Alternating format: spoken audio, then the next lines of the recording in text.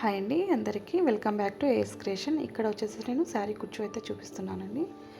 ఇదైతే కొత్తగా నేర్చుకున్న వారు కూడా ఈజీగా అయితే వేసుకోవచ్చు శారీ కుచ్చులు. ఇక్కడ చూపిస్తున్నాను కదండి, థ్రెడ్ అయితే నేను ముందుగా ఐరన్ చేసుకుంటున్నాను.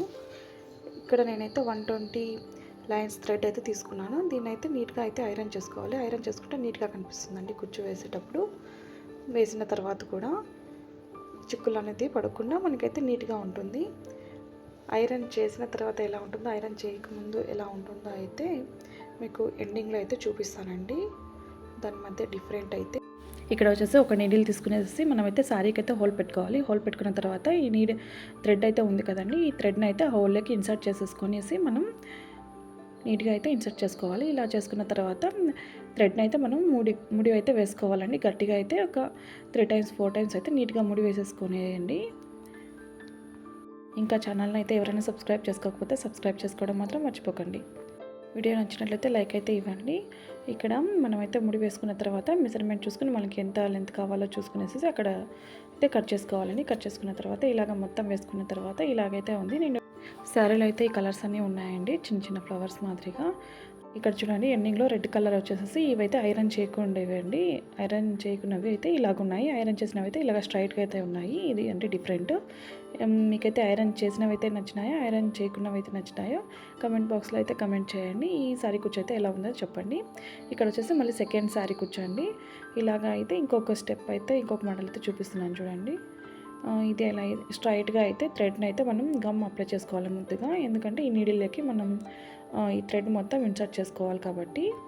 ఇలాగ చేసుకున్న తర్వాత మళ్ళీ ఒక నీడిల్, ఒక పెద్ద నీడిల్ అయితే తీసుకునేసి ఇలాగైతే మనం మార్క్స్ పెట్టుకుంటాం కదా, అక్కడైతే హోల్ అయితే పెట్టుకోవాలి. ఇలాగా శారీకి ఇలాగైతే నీట్గా హోల్ అయితే పెట్టుకునేసిన తర్వాత మళ్ళీ ఈ మొత్తం నీడిల్కి అయితే వేసుకున్నాం కదండి థ్రెడ్, ఇది కూడా మనం లోపలికైతే ఇన్సర్ట్ చేసుకునేసి మొత్తం థ్రెడ్ అయితే ఈ సైడ్కి అయితే తీసుకోవాలి. ఇంకా ఎవరైనా ఛానల్ని సబ్స్క్రైబ్ చేసుకోకపోతే సబ్స్క్రైబ్ చేసుకోండి. ఇలాగ తీసుకున్న తర్వాత డైమండ్ షేప్లో ఉన్న బీడ్ అయితే తీసుకునేసి మనం ఇలాగా థ్రెడ్ లోపలికైతే ఇలా పెట్టుకోవాలండి. ఇలా పెట్టుకునేసి మళ్ళీ ఈ థ్రెడ్ని అయితే ముడి వేసేసుకోవాలి గట్టిగా. ఇలా తీసుకునేసి అయితే ఇలా ముడి వేసేసుకోండి గట్టిగా. అయితే ఇక్కడైతే నేను ఈ బీడ్ని అయితే కిందికి వదిలేస్తానండి. మీకు కావాలంటే ఇలాగ పెట్టుకున్నాను కదా పైన, అలాగా అక్కడైతే మనము ఒక స్టిచ్ చేసుకుంటే సరిపోతుంది. లేదా అవసరం లేదంటే ఇలా కిందకైతే వదిలేసేయాలి. ఇక్కడైతే నేను సిల్వర్ జెర్రీ థ్రెడ్ తీసుకున్నానండి. అక్కడ సిల్వర్ కలర్ అయితే వేసాను కదా థ్రెడ్, దానికైతే గోల్డ్ కలర్ జెర్రీ థ్రెడ్ అయితే యూజ్ చేశాను. ఈ మిగిలిన దానికైతే సిల్వర్ జెర్రీ థ్రెడ్ అయితే యూజ్ చేశానండి. ఎందుకంటే ఈ శారీ కొంచెం సిల్వర్ కలర్లో అయితే ఉంది, అందుకోసం అయితే ఇలాగా మ్యాచ్ అవ్వడం కోసం ఇలా అయితే ట్రై చేశాను. ఈ శారీ కుచ్చు కూడా మీకు ఎలా ఉందో కమెంట్ బాక్స్లో అయితే కమెంట్ చేయండి. మనకి ఎంత లెంత్ కావాలో చూసుకుని అయితే కట్ చేసేసుకోవాలండి. ఇలాగ నేనైతే ఒక స్టిక్ అయితే పెట్టుకున్నాను మెజర్మెంట్కి, అన్నీ ఒకే లెంత్ అయితే రావడం కోసం. ఇలాగ లెంత్ అయితే చూసుకునేసి మనం ఇలాగ కట్ చేసేసుకోవాలి.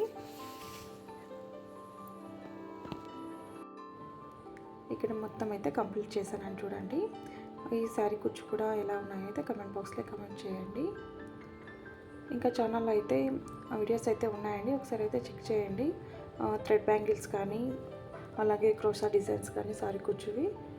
ఇంకా ఎవరైనా క్రోషా డిజైన్స్ అయితే శారీ కుచ్చు కావాలంటే కమెంట్ బాక్స్లో కమెంట్ చేస్తే నేనైతే వేసి చూపిస్తాను.